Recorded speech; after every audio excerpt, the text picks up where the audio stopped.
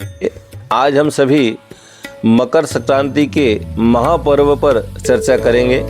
मकर संक्रांति भारतीय संस्कृति के एक प्रमुख पर्व है जिसे हर वर्ष जनवरी के मध्य मनाया जाता है। यह पर्व सूर्य के मकर राशि में प्रवेश करने के अवसर पर मनाया जाता है, जो प्रकृति, खगोल शास्त्र, भारतीय कृषि परंपरा का अद्भुत संगम है। मकर संक्रांति का खगोलीय महत्व। सूर्य का मकर राशि में प्रवेश। मकर संक्रांति वह दिन है जब सूर्य धनु राशि से मकर राशि में प्रवेश करता है और उत्तरायण का आरंभ होता है। यह पर्व सूर्य की उत्तरायण दिशा की ओर बढ़ने की शुरुआत का प्रतीक है। उत्तरायण को शुभ काल माना जाता है, जिसमें भीष्म पितामह ने अपने शरीर को छोड़ा था। ऐसे इसे देवताओं का दिन भी कहा जाता है, देव दिन भी कहा जाता है। आइए इसको जानते हैं। धार्मिक महत्व। पवित्र स्नान का दिन। मकर संक्रांति के दिन गंगा, यमुना, गोदावरी, नर्मदा और कावेरी जैसी पवित्र नदियों में स्नान करना अत्यंत शुभ माना जाता है। इससे व्यक्ति को पापों से मुक्ति और मोक्ष की प्राप्ति होती है। इस दिन दान का विशेष महत्व होता है। मकर संक्रांति पर दान करने की विशेष परंपरा है, जिसमें तिल, गुड़, अन्न, कंबल और धन का दान अत्यधिक पुण्यदायक माना जाता है। पौराणिक कथा। भगवान सूर्य और शनि की कथा। मकर संक्रांति सूर्यदेव और उनके पुत्र शनिदेव के मिलन का प्रतीक माना जाता है। और भीष्म पितामह, महाभारत में भीष्म पितामह ने मकर संक्रांति के दिन स्वेच्छा से अपने प्राणों को त्यागे थे। इसी दिन को मोक्ष प्राप्ति का सर्वोत्तम दिन माना गया है। सांस्कृतिक महत्व।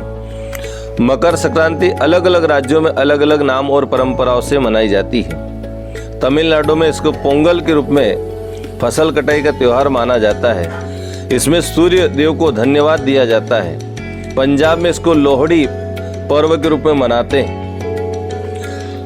ये मकर संक्रांति एक दिन पहले मनाई जाती है। इसे नए फसल और खुशहाली का प्रतीक माना जाता है।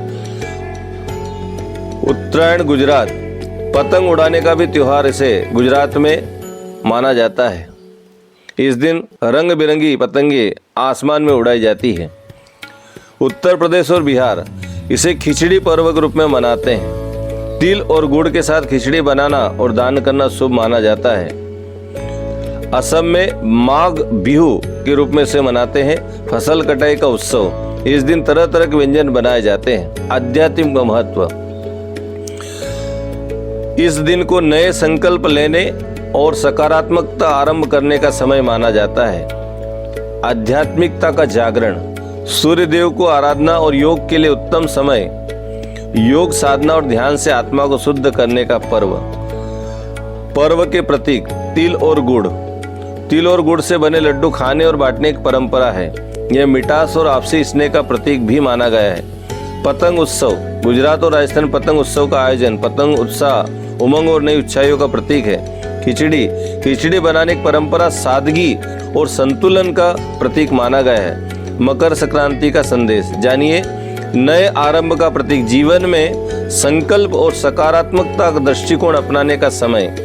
सामाजिक समरसता। यह पर्व हमें दान, परोपकार, समानता का महत्व सिखाता है। प्रकृति का सम्मान। फसल कटाई और सूर्य की पूजा के माध्यम से यह पर्व हमें प्रकृति के प्रति कृतज्ञता को सिखाता है। मकर संक्रांति पर किए जाने वाले कार्यों को जानते हैं। सुबह जल्दी उठकर पवित्र स्नान करना चाहिए। सूर्य को अर्घ्य देकर पूजा करना चाहिए। तिल, गुड़ और अन्न का दान करना चाहिए और पतंग उड़ाने का आनंद लेना चाहिए। यह पर्व न केवल धार्मिक बल्कि सामाजिक और सांस्कृतिक एकता का भी प्रतीक है। आप सभी इन चीज़ों को जानें, समझें और इनका आनंद लें। साथ ही आप हमारे चैनल प्रकाश मार्ग को सब्सक्राइब करें, लाइक करें, शेयर करें और आगे की कथाओं को जानने का आप सहयोग करें। धन्यवाद।